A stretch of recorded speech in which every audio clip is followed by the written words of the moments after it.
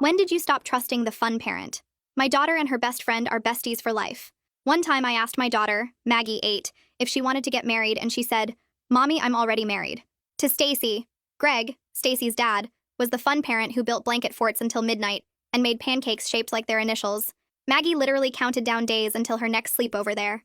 But then the next invitation came and Maggie said she was too tired, which seemed odd for a kid who never stopped moving. The following week, I found Stacy's mom's invite about Saturday's sleepover crumpled in Maggie's backpack, hidden under her library books. When I asked about it, she mumbled something about forgetting and wouldn't look at me. That same day, I found a camera in her bag, one of those expensive digital ones, and when I asked where it came from, she froze. "It's for a class project, Mom." "For what class?" "I don't know, just leave me alone," she screamed. It was the first time she had ever raised her voice. In weeks, Maggie went from my little tomboy who lived in dinosaur shirts and thought brushing her hair was optional to suddenly begging for pedicures, asking if she was pretty enough, obsessing over scented lotions at Target. She stood in front of the mirror for 20 minutes one morning just staring at herself. And when I asked what she was doing, she said, "Making sure I look right." She was 8. When Stacy's mom called about the upcoming sleepover that Friday, Maggie overheard and started crying so hard she couldn't breathe, just ran to her room and slammed the door. The next Monday at school, pickup changed everything. Greg waved from across the parking lot like always, calling out, "Hey, Maggie!" And my daughter grabbed my hand so tight her nails dug in, hiding her whole body behind me. Her entire body was shaking. In the car, she kept checking the mirrors to make sure his car wasn't behind us. She wouldn't wear her favorite dinosaur shirt anymore, the one she'd worn twice a week for months, saying she needed to look grown up because she was almost an adult. I also noticed she suddenly had money, random dollars in her piggy bank she couldn't explain. "I found it," she'd say. But none of it made sense because an 8-year-old doesn't just find $50. When my husband and I gently asked if Mr. Greg had done something, she shook her head so violently I thought she'd hurt her neck. She just kept saying, "No, no, no, no, no," over and over. More things kept appearing in her room. A magnifying mirror I'd never bought, concealer from a brand I don't even use, so much nail polish she could open a salon, and these homemade friendship bracelets but weird ones with beads that spelled out words like pretty and better. She started weighing herself every morning on our bathroom scale, asking if she looked fat, sucking in her little belly. One day I tried to look at the photos on that camera. Maggie grabbed it and threw it against the wall so hard it shattered, screaming, "Those are private!" We talked to Stacy's parents and they were devastated. Greg kept saying, "I don't understand. We were buddies. We built that rocket ship out of cardboard last month." But Maggie was specifically terrified of him. Not Stacy's mom. Not Stacy. Just Greg. One day I found her crying in the middle of her bedroom, having a breakdown about how she got a blister on her foot from new shoes. None of it made sense. Until one day, when I stayed up with my ear against my daughter's door. I didn't know what I was looking for, but then I heard the click of a camera. I immediately barged in. "Mommy, I'm sorry, please don't be mad." Bile rose in my throat. My 8-year-old daughter was sitting on the floor, taking perfectly posed pictures of her feet. I immediately ran over and pulled her into a tight hug while she cried into my chest. "Greg told me you and Daddy needed money. He said that this would help. I'm sorry for being mean, Mommy. I just didn't want to be ugly anymore." My heart broke in two. And that's when she finally handed me the camera. It was a new one. What I saw when I flicked through the photos was worse than anything I could have imagined, and I was going to rip Greg apart with my bare hands. My hands were shaking, so bad I could barely hold onto the camera while Maggie's whole body shook against mine. The photos showed her feet in different poses, painted toenails, ankles turned just so, exactly like the ads you see online, but these were of my 8-year-old daughter. My husband burst through the door and took one look at my face before I mouthed the words, "Call 911, over Maggie's head while she sobbed into my shirt. He grabbed his phone and stepped into the hallway while I held Maggie tighter, feeling her small body trembling against me. The 911 operator transferred him to some special hotline for child abuse, and I could hear him explaining what we'd found while Maggie kept saying she was sorry over and over. They told him not to contact Greg or alert him in any way because it could mess up the investigation, and we needed to keep all the evidence safe. My husband came back and gently pulled Maggie away from me, telling her they were going to make hot chocolate with extra marshmallows. She went with him, but kept looking back at me like she was scared I'd disappear. I grabbed a paper bag from the kitchen drawer and carefully put the camera inside without touching it too much, my hands still shaking so hard I could barely write the date and time on the outside. The broken pieces of the first camera were still in a box in my closet, so I got those too and put them in another bag. 2 hours felt like forever, but finally a woman showed up at our door with a police officer behind her. Deborah Carpenter had kind eyes and a soft voice when she introduced herself as someone who helps kids in situations like this. Detective Jonah Dobson was tall and serious-looking, but he smiled at Maggie when she peeked around the corner from the living room. Deborah asked if she could talk to Maggie in her room where she'd feel safe and comfortable. I watched from the doorway as Deborah sat on the floor with Maggie and pulled out some dolls from her bag. She let Maggie play with them while asking really gentle questions about Greg and what kinds of games they played. Maggie's voice was so small when she said, "Greg said it was our secret game," that I had to grip the doorframe to keep from running in there. Detective Dobson started taking pictures of Maggie's room, focusing on all the nail polish bottles lined up on her dresser. He put on gloves and carefully bagged each item: the mirrors, the makeup, those weird friendship bracelets with words on them. He explained something about chain of custody and how this would help prove what happened to Maggie. That first night was the worst because Maggie wouldn't let go of either of us. She slept right between my husband and me, waking up every hour crying and checking that we were still there. She kept whispering, "Don't let Greg come," and we promised her over and over that he couldn't hurt her anymore. The next morning, Deborah came back with a folder full of information about something called the Child Advocacy Center. She explained it was a special place designed just for kids where Maggie could do an interview that would be recorded so she wouldn't have to tell her story multiple times. The building had toys and comfortable rooms, not like a police station at all. I called the school while my husband made Maggie breakfast and told them we had a safety concern about pickup. The principal didn't ask questions, just said they'd put new procedures in place right away, and Greg's name would be flagged in their system.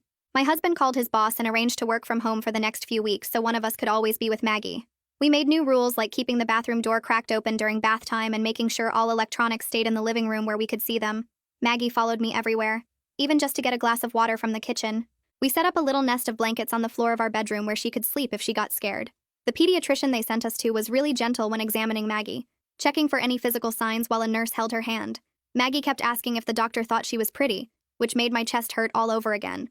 Detective Dobson called to say their tech people were working on recovering deleted photos from both cameras. He said what they'd found already was enough to arrest Greg, but they wanted to build the strongest case possible. We had to buy new clothes for Maggie because she wouldn't wear anything Greg had seen her in. She picked out dinosaur shirts again at Target and for the first time in months didn't ask to look at the nail polish. Every night she'd wake up scared and crawl between us, clutching her stuffed elephant so tight its fur was matting. We stopped using cameras completely. Even our phones stayed face down so she wouldn't see the camera lens. The next morning, Stacy's mom called while I was making Maggie breakfast, asking why she hadn't seen us in weeks. My throat closed up as I tried to find words that wouldn't destroy her world. Deborah had told us to say only that there was an ongoing investigation involving the girls. I heard confusion in her voice when she asked if everything was okay between the kids. My stomach turned as I repeated what Deborah said while watching Maggie push cereal around her bowl. 3 days crawled by before our appointment at the Child Advocacy Center arrived. The building looked more like a daycare than anything official, painted in bright colors with a playground visible through the windows. Maggie's hand stayed locked in mine as we walked through the front door into a lobby full of toys and books. A woman with dark hair and kind eyes walked over and knelt down to Maggie's level. She introduced herself as Nora Santiago and asked Maggie about the stuffed elephant she was carrying. Nora led us to a room that looked like someone's living room with soft couches and more toys scattered around. She explained that she and Maggie would talk in a special room while my husband and I waited here.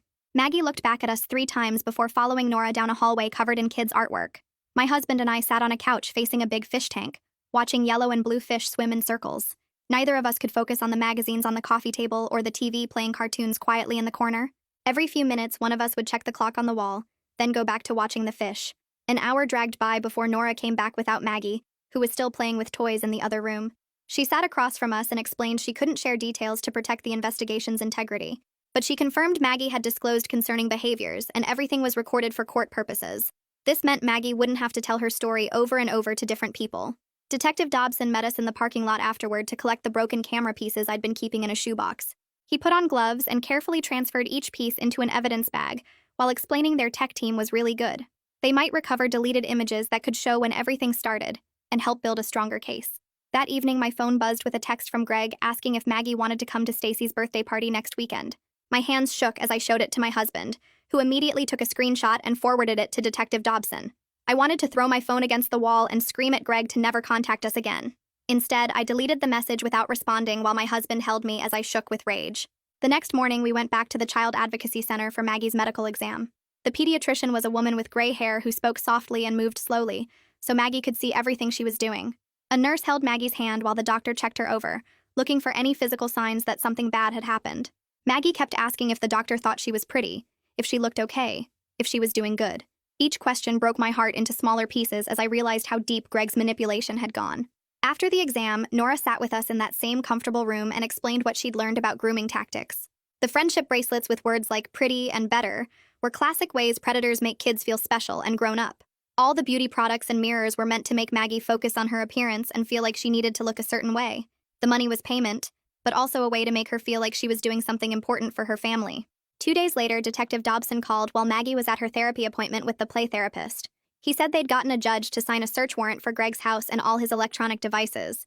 The police would execute it that afternoon, and Stacy's family would find out about the investigation.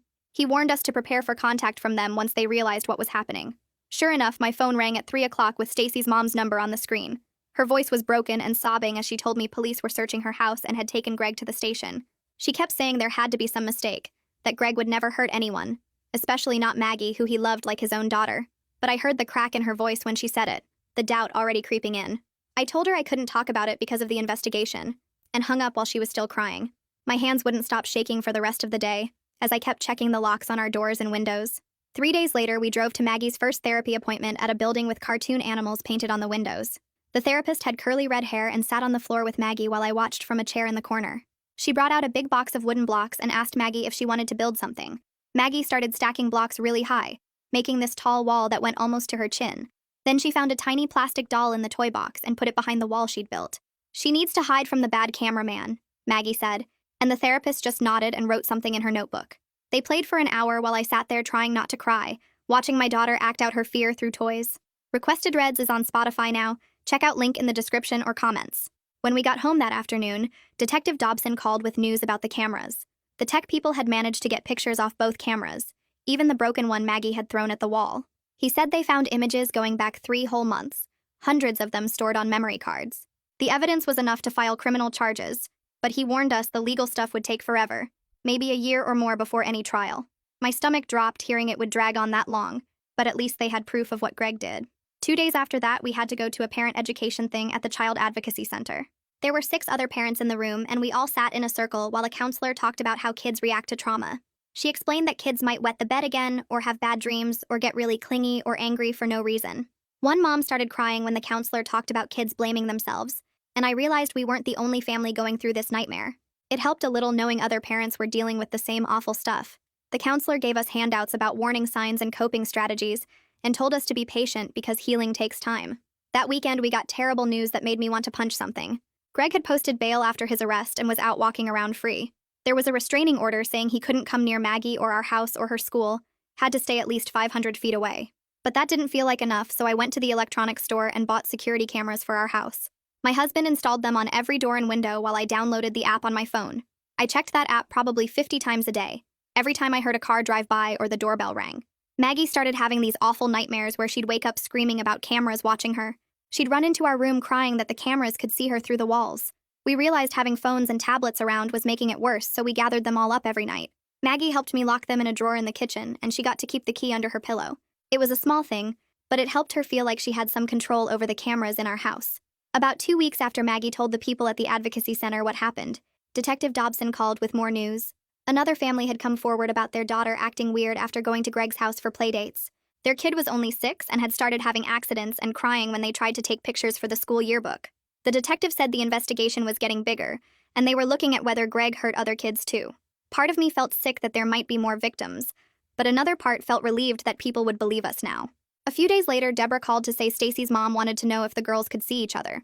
She'd moved out of the house with Stacy and was staying with her parents across town. The mom wanted the girls to have a supervised playdate at the advocacy center where it would be safe. When I asked Maggie if she wanted to see Stacy, she got really quiet and picked at her fingernails. "What if she's mad at me for telling on her dad?" she asked. I told her Stacy wasn't mad and missed her friend, but Maggie still seemed scared. We decided to try it anyway because the therapist thought it might help both girls. The playdate happened the next week in a special room at the advocacy center with toys and art supplies.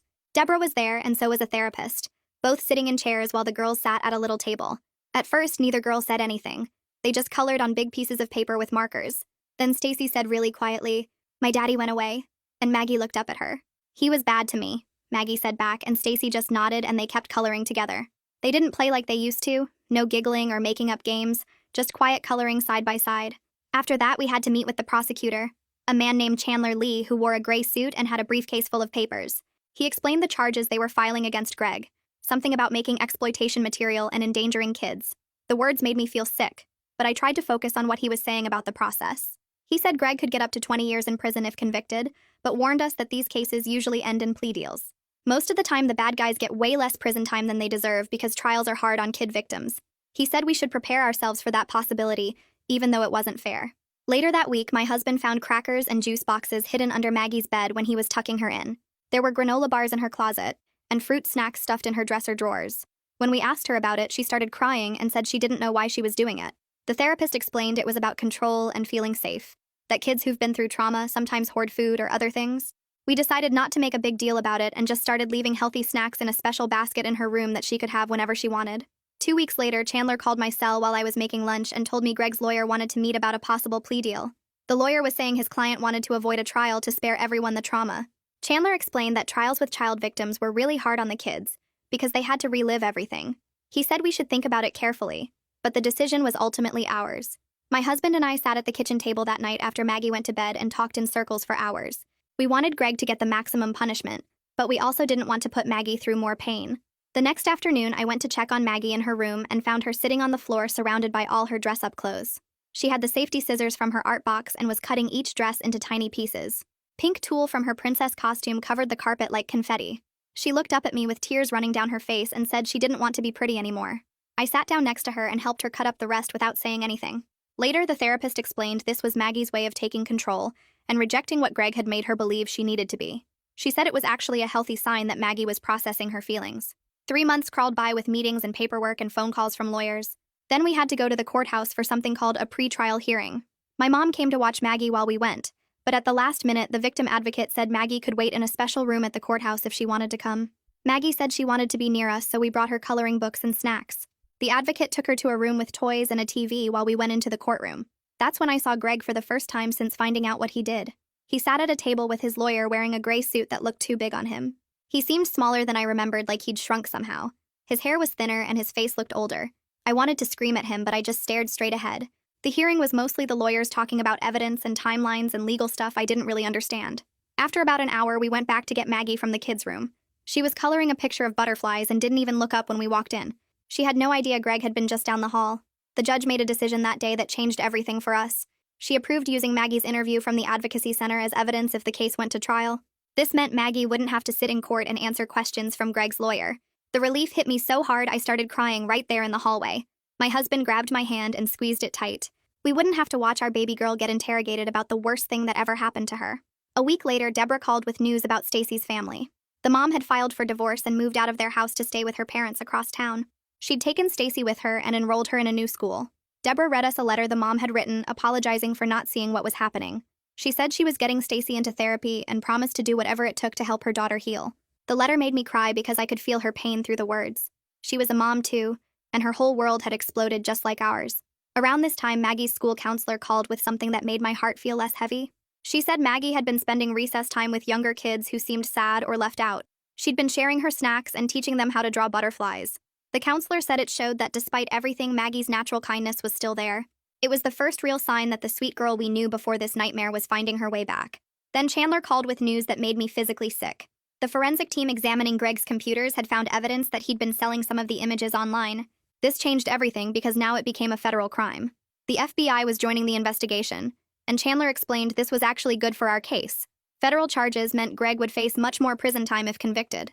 The thought of those pictures being out there somewhere made me throw up in the kitchen sink. My husband held my hair back while I sobbed and dry heaved. That night when I went to tuck Maggie in, I couldn't find her in her bed. I checked the bathroom and then heard a small sound from her closet. She'd made a little nest in there with her blanket and pillow. She looked up at me and said the closet felt safer than her bed. Instead of trying to convince her to move back to the bed, we decided to make the closet as cozy as possible. The next day, my husband strung up battery-powered twinkle lights, and I added more pillows and her favorite stuffed animals. We put a little battery lantern in there so she could read. If the closet made her feel safe, then that's where she could sleep. 2 days later, we got a call from a lawyer saying Greg's parents wanted to meet with us. They were offering money, a lot of money, if we would agree to ask the prosecutor for lesser charges. The lawyer said they were prepared to pay for all of Maggie's therapy and medical costs, plus additional compensation. My husband hung up without even discussing it with me.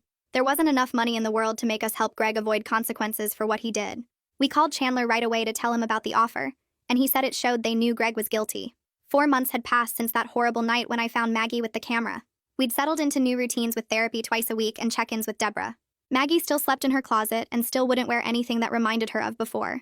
But that morning when we were getting ready for therapy, she came out of her room wearing something I hadn't seen in months. It was her dinosaur shirt, the one she used to wear twice a week, the one she'd hidden in the back of her drawer.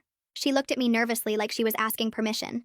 I had to turn away so she wouldn't see me crying happy tears for the first time in forever. The therapist saw me wiping my face and gave me a small nod while Maggie settled into the play area with blocks and dolls. That same afternoon, Chandler called about another family coming forward, whose 6-year-old daughter had been to playdates at Greg's house, and started showing similar signs like asking if she was pretty enough, and having unexplained money in her backpack. The mom had found photos on her daughter's tablet that made her call the police immediately, and now they wanted to join our case, which Chandler said would make the prosecution much stronger. We met them at the prosecutor's office 3 days later, and their little girl was even younger than Maggie with the same scared look in her eyes that broke my heart all over again. The mom grabbed my hand in the waiting room and we both started crying without saying anything because we understood each other's pain without needing words. Detective Dobson pulled us into a conference room the next week with news that made everyone in the room go silent.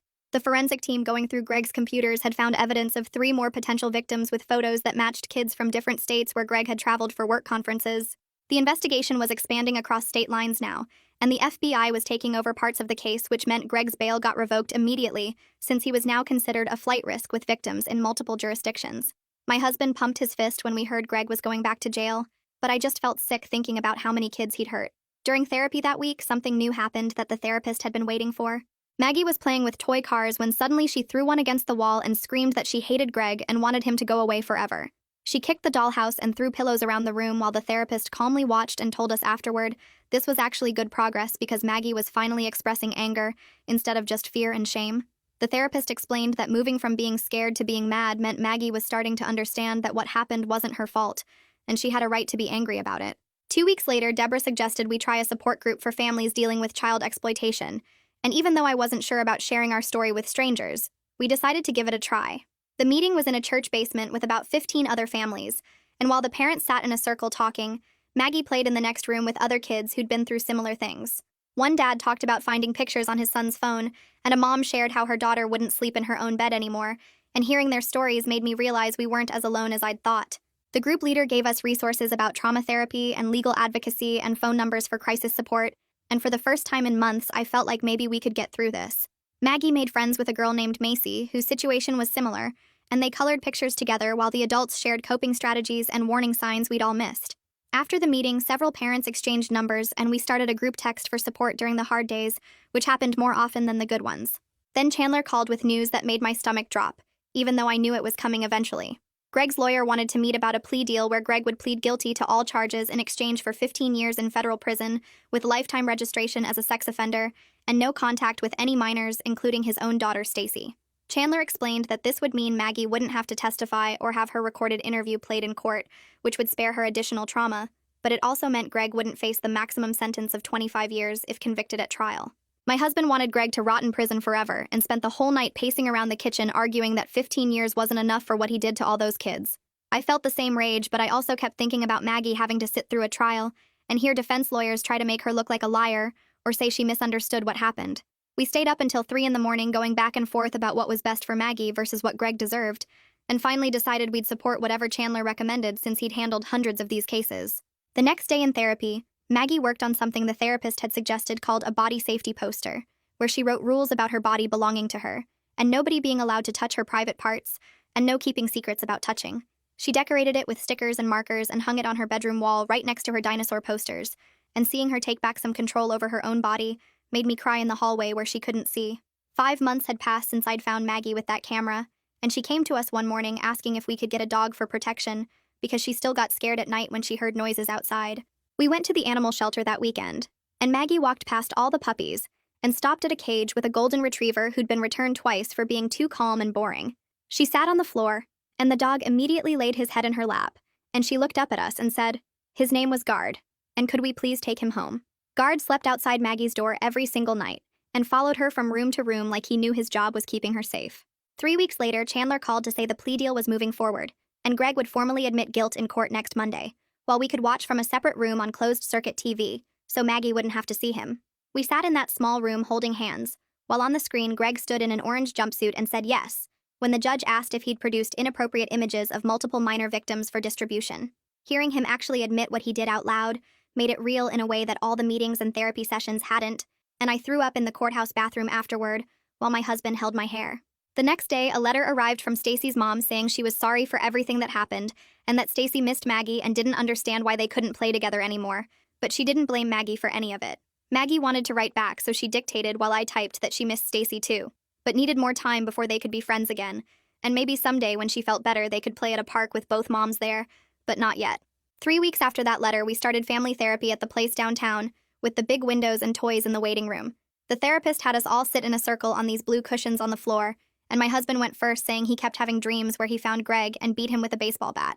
He said it so calmly, like he was talking about the weather, but his hands were shaking. I told them about checking on Maggie 20 times a night, and how I kept replaying every play date trying to figure out what signs I missed. Maggie just played with the sand tray in the corner, making little walls around a tiny plastic girl. The therapist said trauma affects whole families, and we'd work through it together, but I could tell my husband wanted to punch something when she said Greg's name. We went every Tuesday after that and slowly started talking about normal things too, like Maggie's grades and my husband's work stress. 6 months after I found Maggie with that camera, she signed up for the school talent show, which shocked us since she'd been avoiding any attention. She picked this song about being brave and practiced in her room for weeks with guards sitting outside her door. The night of the show, we sat in the front row and watched her walk onto that big stage in her dinosaur shirt and new sparkly shoes. Her voice shook on the first line, but then got stronger, and by the end she was belting out the words about standing tall. Nobody in that auditorium mentioned why this mattered so much, but when she finished, the whole place erupted and people stood up clapping for 3 whole minutes. Some parents were crying, and the principal gave her an extra big hug when she came off stage. 2 days later, we got the call from Chandler about Greg's sentencing hearing, and he said we could watch from a separate room again. We dropped Maggie at the school that morning, and she asked to look at butterflies in the garden outside while we went in. The courtroom was packed with other parents and investigators, and Greg stood there in his orange jumpsuit while the judge read through all the charges.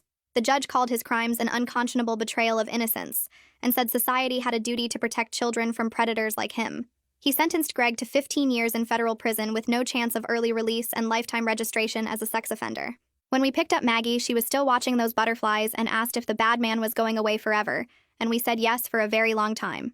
The next week, we got paperwork from the FBI Victim Services saying they'd cover all of Maggie's therapy and medical costs related to what happened.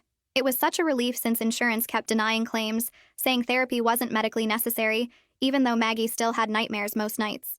The funding meant we could keep seeing the good therapist who understood trauma, instead of whoever insurance would cover. During one session, Maggie's therapist brought out special paper and markers and suggested she write letters to her younger self. Maggie started writing to the little girl she used to be, telling her it wasn't her fault and she didn't do anything wrong. She drew dinosaurs on one side and butterflies on the other, and the therapist said this showed she was starting to integrate both parts of herself. Every week, she'd add another letter and decorate them with stickers and glitter. 7 months after everything started, Maggie asked if we could go shopping for new clothes, but she wanted to pick them herself this time. We went to Target, and she spent an hour looking at everything, touching different fabrics, and holding shirts up to herself in the mirror. She picked out 3 dinosaur shirts and 2 pairs of sparkly sneakers, and a dress with butterflies on it. At checkout, she said she wanted clothes that felt like her, not like what other people wanted. That same week, we got official notice that the court ordered Greg's house and cars and savings to be sold, to pay restitution to all the victims. The money would go into a trust for Maggie's future education and therapy needs, which meant something good would come from all his evil. The lawyer handling it said there was enough to cover years of treatment plus college someday. Maggie's regular therapist introduced something called EMDR, where she'd follow a light with her eyes while thinking about the bad memories. It sounded weird, but after 3 sessions, her nightmares went from every night to maybe twice a week. She started sleeping in her own bed again instead of on our floor, and guard would lay right beside her bed all night long. One morning, she came to breakfast and said she slept all night without waking up once. Around this time, the other families from the investigation started a private group text, and we'd share updates about our kids. When one mom said her daughter was scared to go back to the school, we all shared what worked for us. Another dad said his son started playing sports again, and that gave us hope. We met for coffee once a month while the kids had group therapy, and it helped knowing we weren't alone in this mess. 8 months after that horrible night with the camera, Maggie came to me asking if she could have a birthday party with kids from the school. She hadn't wanted to be around other kids much except for therapy group, so this was huge. She said she wanted a dinosaur theme, and could we have it at the park with the big playground. We started planning, and she made a list of 10 kids to invite and picked out dinosaur plates and cups. She even wanted to help make the cake and said it should be chocolate with green frosting. The day of the party came faster than I expected, and I spent the morning hanging green streamers while my husband set up tables in the backyard. Maggie helped frost the cake with thick green icing and stuck plastic dinosaurs all around the edges, while guard watched from his spot by the door. Cars started pulling up around too, and kids ran through our gate carrying wrapped presents and wearing dinosaur shirts, just like Maggie requested on the invitations. She stood by the door for a minute before running out to meet them, and I watched her shoulders relax when they all started talking about the decorations. The kids immediately started a game where they pretended to be different dinosaurs, and Maggie joined right in as a T-Rex chasing the smaller ones around the yard. Her friend Macy roared so loud the neighbors looked over their fence and Maggie actually laughed. Not a polite laugh, but that real belly laugh I hadn't heard in so many months. My husband grabbed my hand and squeezed it hard as we both heard that sound fill our backyard like it used to. More kids showed up and they split into teams for dinosaur battles where they had to act out different prehistoric creatures while the other team guessed. Maggie was right in the middle of it all, making up silly walks for a brontosaurus and falling over dramatically when the asteroid hit. About an hour into the party, I saw Stacy's mom's car pull up and my whole body tensed, but Maggie had asked if they could come for just a little bit. Stacy got out holding a small wrapped box and walked slowly toward the backyard while her mom stayed by the car. The two girls looked at each other for a long moment before Maggie walked over, and they hugged quickly and carefully like they might break. Stacy handed her the present and said something I couldn't hear, then went to sit at a different table with some other kids from their class. They played at separate ends of the party, but every once in a while I caught them looking at each other with something that might grow into friendship again someday. Stacy's mom waved at me from the car, and I nodded back, knowing we all needed more time before anything could be normal. After cake and presents, the kids went home sticky and tired, and Maggie collapsed on the couch still wearing her party hat. That night at bedtime, she sat up suddenly and told us she decided what she wanted to be when she grew up. She wanted to be a police officer like Detective Dobson who helped kids and made them feel safe when bad things happened. We told her she could be anything in the whole world, and for the first time in months, she really seemed to believe us. The next morning, she brought us the poster she'd made in therapy with her body safety rules written in purple marker. She wanted to hang it in the hallway where everyone could see it, so other kids would know the rules too if they visited. We found a frame at Target and hung it right between the family photos while she watched. She asked if she could add one more rule and wrote, "I am brave and I am safe" at the bottom in green marker. She decorated all around it with dinosaur stickers on one side and star stickers on the other, like she was putting both parts of herself together. 2 weeks later, she started 3rd grade and I was so nervous dropping her off, but her new teacher already knew about the accommodations from the counselor. The first parent-teacher conference, the teacher pulled me aside to tell me Maggie had been helping the shy kids at recess. She'd notice when someone was sitting alone and invite them to play or share her snacks with kids who looked sad. The teacher said it was like Maggie had radar for kids who needed a friend, and I knew it came from her understanding what it felt like to hurt. Our Saturday mornings changed too, because pancakes shaped like initials made her freeze up and stop eating. Instead, we started making them in animal shapes with Maggie picking which animal each week. She'd stand on her step stool and help pour the batter into shapes like elephants or giraffes or her favorite velociraptors. It gave her control over something small but important, and I watched her confidence grow with each choice she made. One evening while I was doing dishes, Maggie came into the kitchen and asked if bad people ever get better, or if they stay bad forever. My husband and I sat down with her at the table and talked about how some people do bad things and have to face consequences. She thought about it for a while, then said Greg had to stay in timeout for a very, very long time because what he did was very, very bad. It was such a simple way to understand justice, but it made perfect sense for an 8-year-old trying to process something so big. Every night I tucked her into bed with Guard laying right at her feet, keeping watch. She'd wrap her arms around my neck and tell me she loved me bigger than all the dinosaurs that ever lived, even the really huge ones. We weren't completely better, and maybe we never would be exactly like before, but we were moving forward together one day at a time. Each morning was a little easier than the one before, and that had to be enough for now. That's the takeaway from today's story. Hopefully it gives you something useful to tuck in your back pocket. If you want more tips and lessons woven into stories, subscribe so you're always a step ahead.